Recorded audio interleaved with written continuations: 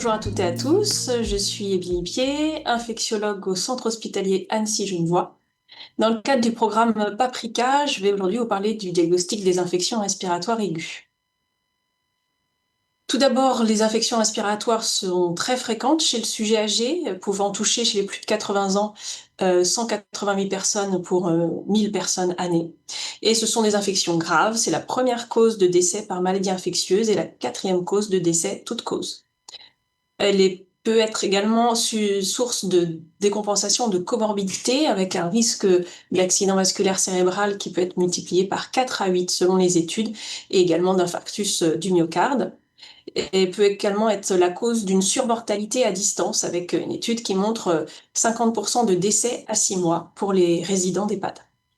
C'est bien sûr aussi une source majeure de consommation d'antibiotiques, d'autant plus que la moitié de ces infections respiratoires ne sont pas documentées sur le plan microbiologique.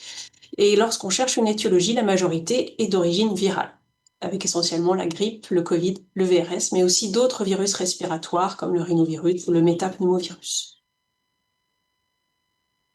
Une infection respiratoire est définie par l'association de deux symptômes principaux. D'une part, un signe respiratoire, mal de gorge, une rhinite, une toux, une dyspnée ou une douleur thoracique, essentiellement, et un signe général, donc le plus connu étant la fièvre, mais aussi des sueurs, des céphalées, des arthralgies.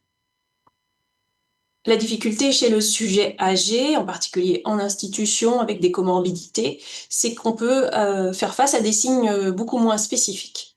On voit par exemple dans une première étude aux États-Unis que la fièvre, qui est quand même très fréquente chez le sujet plus jeune, n'est présente que dans un cas sur deux chez les plus de 65 ans.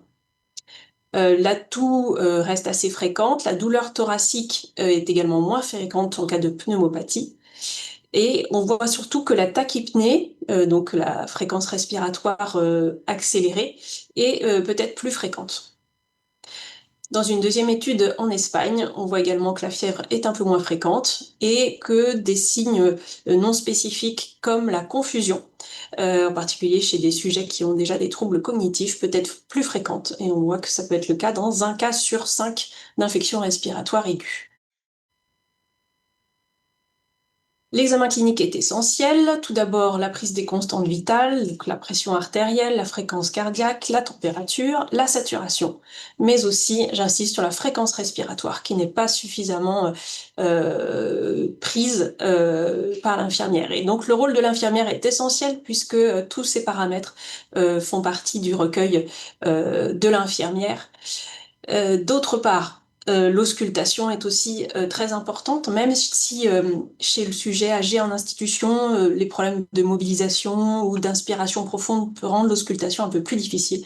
Elle est tout de même pathologique dans plus de 80% des cas, que ce soit des râles, des ronquilles ou des crépitants. Cependant, un syndrome de condensation alvéolaire focalisé n'est lui présent que dans un quart à un tiers des cas.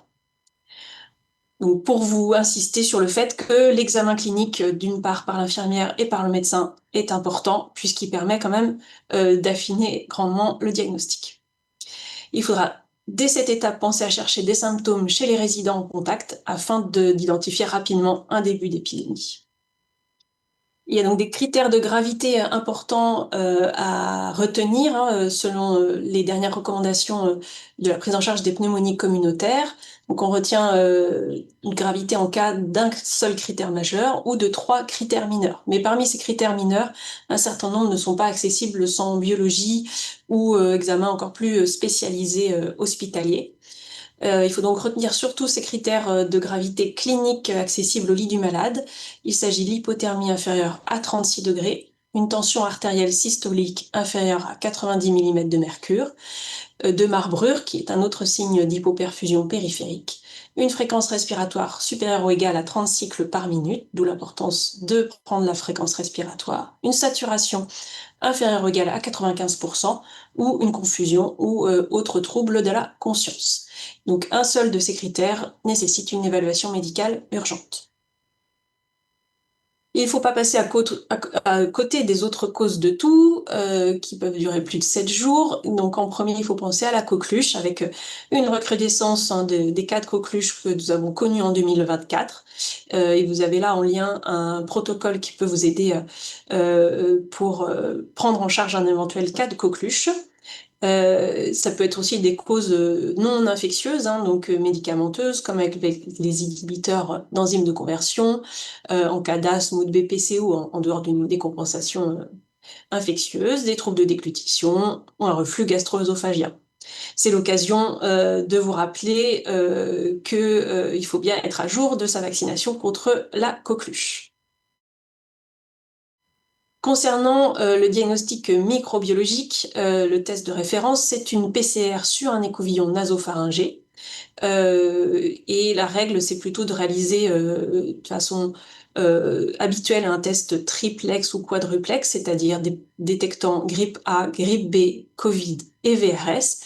On peut toutefois moduler la quantité de tests faits en fonction du contexte épidémique que vous pouvez suivre chaque semaine sur le site de Pasteur.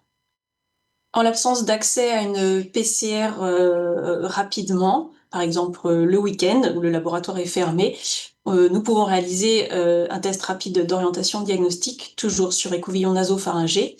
Et dans ce cas-là, on recherchera le Covid et ou la grippe sur un test uniplex ou biplex, mais pas le VRS qui n'est pas validé par TROD. La sensibilité de ce type de test est très bonne pour le Covid, supérieure à 80%, mais uniquement de 50% pour la grippe. Donc un TROD grippe négatif n'exclut pas le diagnostic. Concernant les autres tests microbiologiques, on pourra s'interroger sur la pertinence d'une antigénurie Legionella si le diagnostic de pneumonie est confirmé en l'absence d'amélioration à 48 ou 72 heures et si le résident n'est pas hospitalisé à ce moment-là.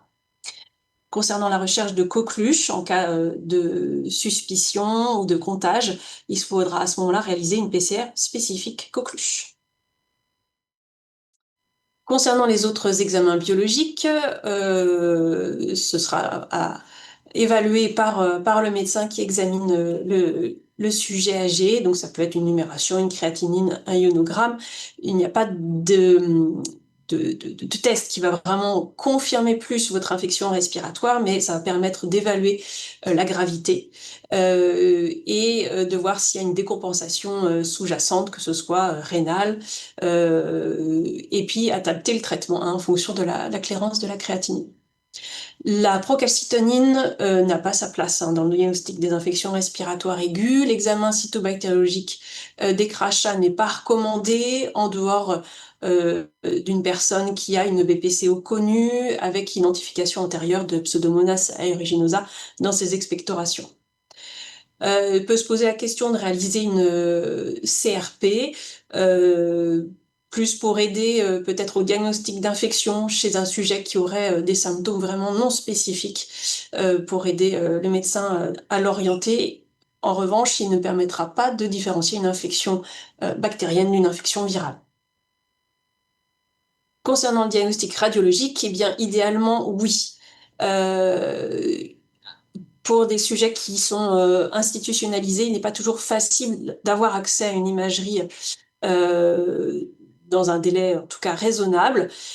Donc s'il est possible, oui, et ce sera plutôt le scanner thoracique, puisque tant qu'à faire déplacer le patient, autant avoir un examen de bonne qualité, puisque la radiographie pourra être plus difficile à interpréter si jamais le sujet n'a pas une position idéale ou une inspiration profonde. Un autre examen qui est très utile et qui permet de diagnostiquer à la fois un syndrome de condensation alvéolaire ou un épanchement pleural, c'est l'échographie pleuropulmonaire, si jamais vous y avez accès. Voici les messages clés à retenir concernant le diagnostic des infections respiratoires. Tout d'abord, bien évaluer la gravité en recueillant tous les signes nécessaires et j'insiste à nouveau sur l'importance de recueillir la fréquence respiratoire. Ensuite, il faut repérer très tôt les contextes épidémiques qui peuvent être assez rapidement explosifs en institution. Devant une suspicion d'infection respiratoire virale, il faut s'efforcer de documenter sur le plan microbiologique, idéalement par une PCR triplex ou à défaut par un test antigénique grippe et ou Covid. Et si une imagerie est envisagée et accessible, privilégiez le scanner. Merci pour votre attention et si vous avez des questions complémentaires, je vous invite à aller sur le site de la mission Primo. Au revoir.